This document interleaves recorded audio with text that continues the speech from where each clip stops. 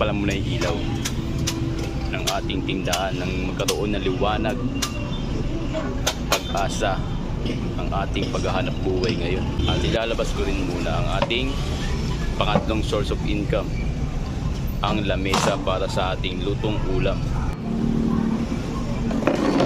At lalabas ko na ang ating watch repair shop. At ilalabas na natin itong pinaka numero unong source of income natin, kung saan kinukuha ko yung pambayad ng renta, pagkain, mga bills, at kung ano-ano pang pinabayaran natin sa mga Judith na yan. Sigurado naman kilala nyo na si Judith na walang apelido.